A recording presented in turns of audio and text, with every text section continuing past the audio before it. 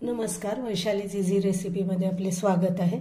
आज आपण कांदा आणि खोबऱ्याचं असं वाटण करणार आहोत। त्यासाठी आता 2 मोठे कांदे घेतले, ते मी चिरून घेणार आहे। आता हे जे वाटण आहे हे महिनाभर सहज टिकतं। फ्रीजमध्ये ठेवलं आणि वेळेवर पटकन घाई असेल तेव्हा भाज्यांमध्ये घातलं की भाज्यांची टेस्ट पण छान येते आणि भाज्या झटपट होतात। तर आपण आता हे कांदे चिरून घेणार आहोत। कांदे असे आता उभे चिरून घेणार आहे।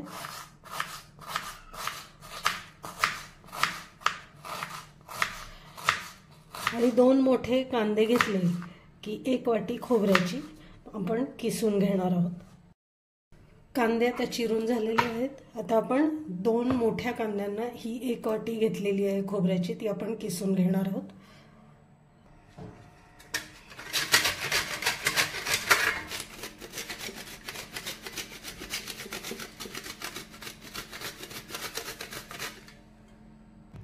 खोबरे आता किसून घेतलेलं आहे मी।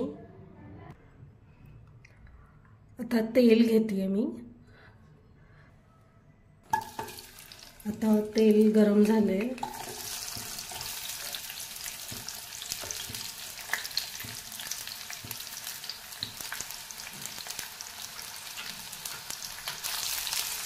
हा कांदा जो आहे तो आपल्याला असा तांबूस रंगावर परतून घ्यायचा।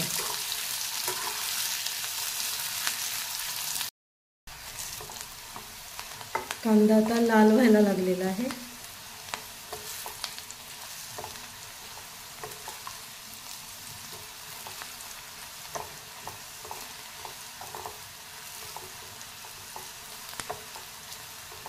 आणि हा कांदा झाल्यानंतर यातलं जे तेल आहे, हे जे तेल उरतंय, असं कांदा व्यवस्थित हे करून तेल सगळं काढून घ्यायचं आहे। आणि म्हणजे ते आपल्याला दुसऱ्या भाजीला म्हणा कशालाही वापरता येईल।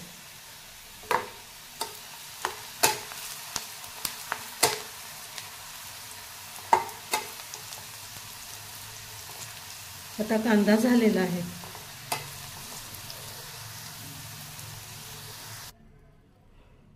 आता कांदा आपला छान तळला गेलेला आहे आणि हा खूप काळसर करायचा नाही, नाहीतर मग त्याला जळका वास येईल। आणि बघू शकता मी कांद्यातलं तेल वगैरे व्यवस्थित काढून घेतलं, एवढं तेल उरलेलं आहे। तर म्हणजे आपण कांदा परतल्यानंतर त्यातलं जे एक्स्ट्रा तेल आहे ते काढून घ्यायचं आहे। आता इथं मी तवा गरम करायला ठेवला आहे। आपल्याला हे खोबरं भाजून घ्यायचं आहे।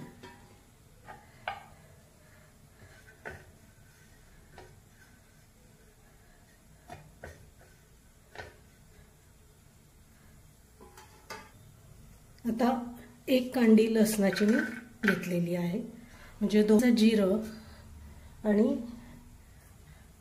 1.5 चमचा धणे। आता हे सगळं आपल्याला भाजून घ्यायचं आहे।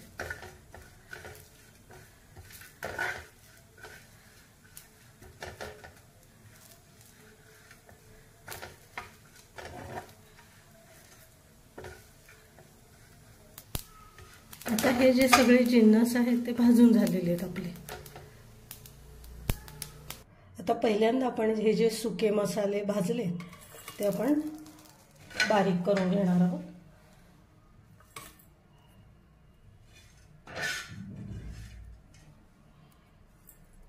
आता याच्यामध्ये मी आलं घेतलंय 1 इंच असं, एवढा साधारण एवढा तुकडा मी आल्याचा चिरून घेतलेला आहे। आता हे जे सुके मसाले होते आपले, खोबरं, लसूण, जिरं, धणे, हे आता बारीक करून झालेले आहे। आता याच्यामध्ये आपण कांदा घालणार आहोत आणि हे आपण वाटून घेणार आहोत। आता मसाला छान बारीक झालाय, रंगही किती छान आलाय त्याला।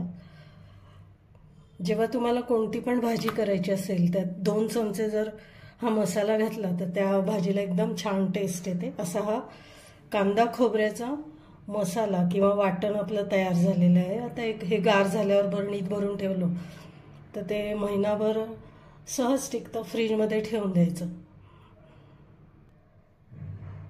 अशा प्रकारे कांदा आणि खोबऱ्याचं जे वाटण किंवा मसाला आपला तयार झालेला आहे. आपण जेवढं साहित्य घेतलं होतं त्याच्यामध्ये एवढी वाटी भरून हा मसाला झालेला आहे. हा साधारण 8 दिवसच टिकू शकतो, पण जास्त प्रमाणातही तुम्ही करू शकता.